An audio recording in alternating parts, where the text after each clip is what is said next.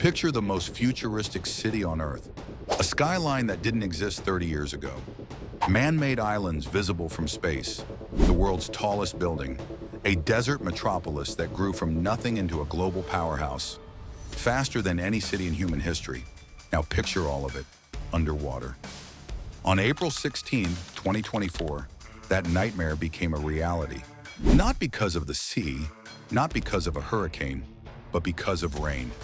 A single storm dropped over 100 millimeters of water on Dubai in less than 12 hours. The heaviest rainfall the country had recorded in over 75 years. Sheikh Zayed Road, a 16-lane superhighway lined with gleaming glass towers, turned into a river. Luxury SUVs were abandoned half-submerged on one of the world's busiest thoroughfares. The world's busiest international airport canceled over 1,200 flights in 2 days. Residents were trapped in offices for over 30 hours. Some people swam out of their own homes. The images went viral. The internet couldn't believe what it was seeing. A city that spends billions building islands in the sea, paralyzed by a rain shower. But here's the thing. This wasn't a freak accident, it was a warning. And what Dubai does next might be the most ambitious flood-proofing operation ever attempted on Earth. To understand why Dubai flooded so badly in 2024, you have to understand how the city was actually built. Dubai sits on the edge of the Persian Gulf, a shallow, warm sea in one of the driest regions on the planet. For most of its history, it was a small trading port, fishing villages, pearl diving, a modest harbor. Then came oil, and with oil came a vision unlike anything the world had ever seen. Sheikh Mohammed bin Rashid Al Maktoum, the ruler of Dubai, had a problem. In a region full of oil-rich neighbors, Dubai's reserves were running out faster than anyone else's. So he made a decision that would define the city forever. Dubai would reinvent itself as the world's premier destination for luxury tourism, international business, and global investment. But there was one problem. Dubai only had 72 kilometers of coastline. That wasn't enough beach for the hotels, not enough waterfront for the luxury villas, not enough shoreline to attract the billions in foreign investment the city needed. So in 2001, they did something that had never been done on this scale before. They decided to build more coastline, not renovate it, not reclaim a few acres at the water's edge. They decided to construct entirely new islands, from scratch, in the middle of the sea. The Palm Jumeirah was the first, and it was extraordinary. Engineers dredged 94 million cubic meters of sand from the floor of the Persian Gulf, enough material to build a 2-meter-high wall that would circle the entire Earth 3 times. 7 million tons of rock were blasted from the Hajar Mountains inland and shipped to sea to form the breakwater. The entire shape, the trunk, the 17 fronds, the crescent, was guided by GPS satellites orbiting 676 kilometers above the Earth. It cost $12 billion. It added 56 kilometers of new coastline, and it was visible from space. By 2008, the Atlantis Resort had opened on the crescent. Celebrities were buying villas on the fronds. Dubai was putting itself on the world map in the most dramatic way imaginable. But there was something nobody talked about publicly. These islands were built on sand, literally. No concrete foundations, no steel. The Palm Jumeirah sits on compacted seabed material held together by rock barriers, rising barely above the waterline. And in 2009, NASA's laser altimeter satellites detected something alarming.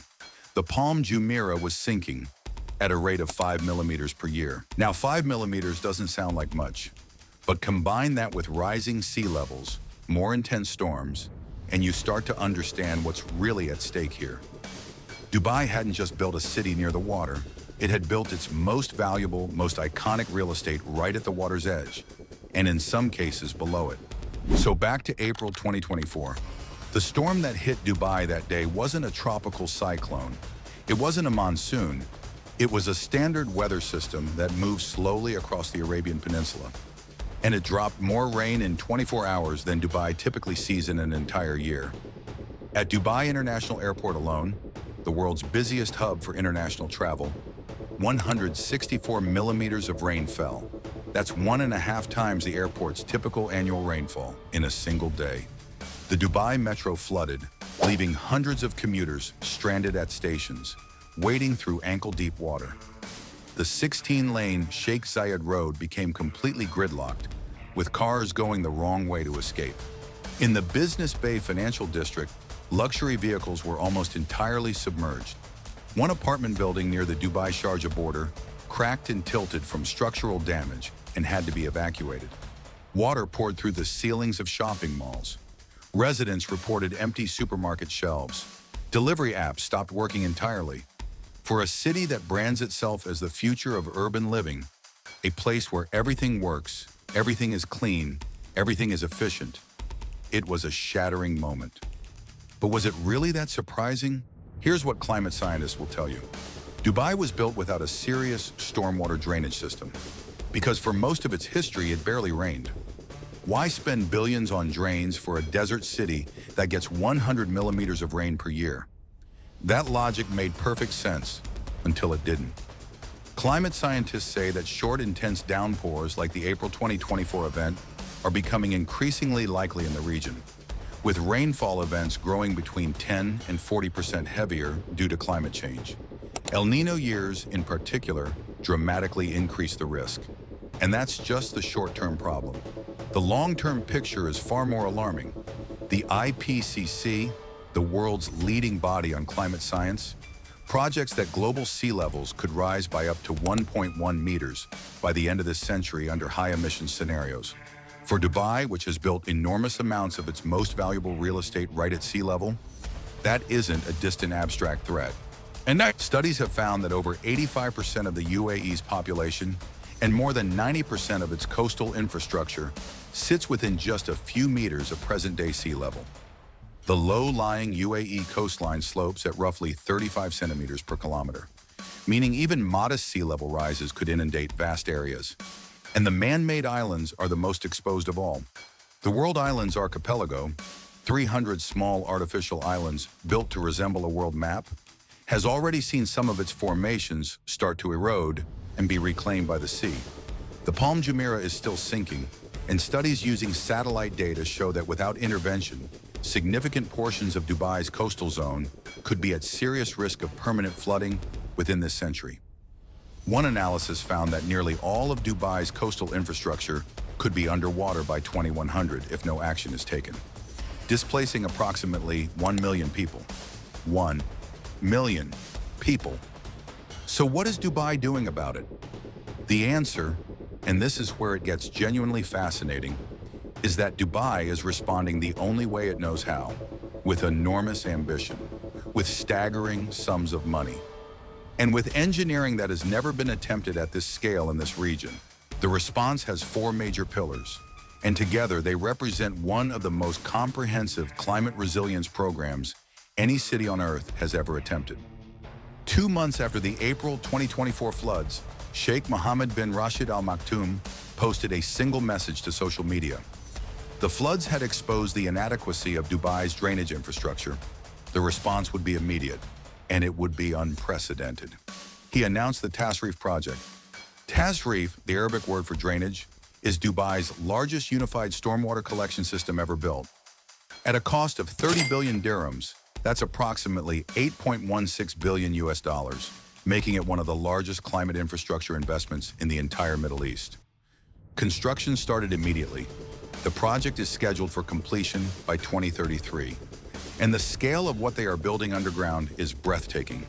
A network of deep tunnels will be carved beneath the entire emirate, running like hidden arteries below the streets, the highways, the airport, the skyscrapers.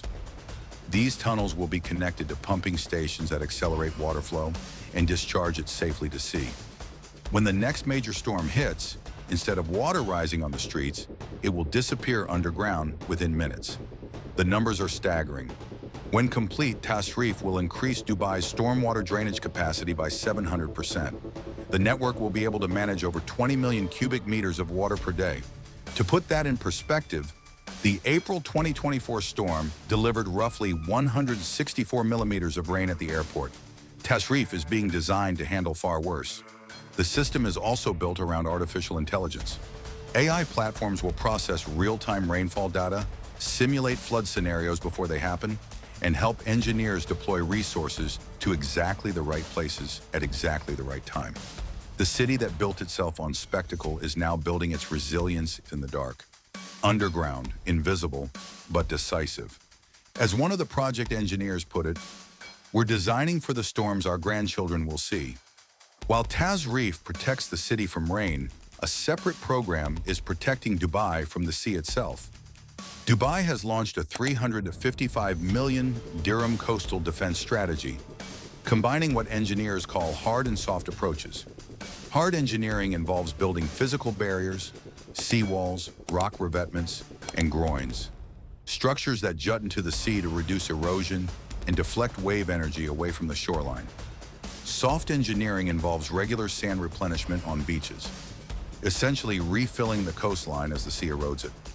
This dual approach has been used successfully in places like the Netherlands, which has spent decades protecting its low-lying coast. Dubai is now applying the same principle to its 72 kilometers of shoreline. This one might surprise you. Alongside the multi-billion-dollar engineering, Dubai has been quietly planting trees. Not just any trees, mangroves. Since 2023, Dubai has planted approximately 13,950 mangrove trees across the city. Mangroves are one of the most powerful natural coastal defenses on Earth. Their dense, tangled root systems absorb wave energy, reducing the force of storm surges before they reach the shore. They trap sediment, preventing erosion. They act as a buffer between land and sea. And as a bonus, they are exceptionally effective at storing carbon, helping combat the very emissions driving sea level rise in the first place. It's a rare example of a city that has been criticized for environmental excess, now turning to nature to protect itself. In 2025, Abu Dhabi launched its climate change adaptation plan, a 25-year master plan stretching to 2050, with 142 individual strategies for adapting to sea level rise, extreme heat, water scarcity, and intensifying storms. 86 of those strategies are already being implemented. The plan includes upgrading coastal infrastructure, developing new early warning systems, revising building codes for flood resistance, and redesigning urban drainage across all 7 Emirates. It is, in many ways, the UAE finally confronting a future it knew was coming, but had largely deferred while the property market boomed. Here is the uncomfortable truth that sits underneath all of this. While Dubai is spending billions to flood-proof the city it has already built, it is simultaneously building more. Palm Jebel Ali, the larger successor to the Palm Jumeirah that was dormant for over a decade after the 2008 financial crisis, restarted construction in 2024 and is expected to be completed by 2028. It will be 50% larger than the original Palm. It sits, like its predecessor, in the Persian Gulf, barely above sea level. New coastal towers are going up. New waterfront developments are being announced. New islands are being planned. Researchers have noted this paradox directly. Despite experiencing citywide flooding that shocked the world, the underlying pattern in Dubai has been a surprising disregard for long-term sea level risk, with the focus remaining on short-term rewards. Many of the incredible structures in Dubai attract enormous amounts of investment and consumption, and the long-term problems, for now, are managed rather than avoided. Is that wrong? It's not simple. Dubai exists in a part of the world where the economics of real estate and the politics of growth are deeply intertwined. Stopping coastal development entirely is not realistic, and the city is, to its credit, investing on a scale that most cities facing climate risk are not. The Tasrief project alone, $8 billion for a single drainage system, dwarfs the flood infrastructure investment of many entire countries. But there is a question that no amount of engineering can fully answer. What happens if the sea rises faster than the models predict? The IPCC's projections are based on known ice sheet dynamics, but scientists have flagged a genuine uncertainty. Thwaites Glacier in West Antarctica, sometimes called the Doomsday Glacier, may already be destabilizing in ways that could add multiple meters to global sea levels over the coming centuries. If that happens, even the most ambitious flood defenses become inadequate. At a 9-meter sea level rise, possible within 2 to 3 centuries under worst-case scenarios, the entire UAE coastline, including Dubai and Abu Dhabi, would be underwater. not at risk, underwater. That is not a statement designed to panic, it is a statement of physics. The real question Dubai faces isn't just engineering, it's time. How much time does the city have? How fast can it adapt? And at what point does adaptation become impossible and relocation become the only option? Dubai took 50 years to build one of the most recognizable cities on Earth. From a small fishing port with no skyscrapers, no islands, no global fame, to a city that 20 million tourists visit every year. A city that rewrote the rules of what was possible. A city that literally built land where there was ocean. The ambition that created Dubai is now the same ambition being turned against the very threat that city created. $8 billion for a drainage tunnel, kilometers of seawalls, thousands of mangrove trees, a 25-year climate master plan. These are not the actions of a city in denial. They are the actions of a city that understands, perhaps better than most, that the future is arriving faster than expected. But the sea doesn't negotiate. It doesn't respond to engineering alone. And it certainly doesn't care how impressive the skyline is. Dubai built the impossible once. Now it has to do it again. Not to grow, but to survive. Whether it can, on a long enough timeline, is the defining engineering question of this century. If you found this video fascinating, you won't want to miss our next one. We're looking at the $50 billion project that would physically connect two continents. That link is right up there. And if you want to see more stories about the biggest engineering projects on the planet, subscribe. We cover the projects that are reshaping our world. We'll see you in the next one.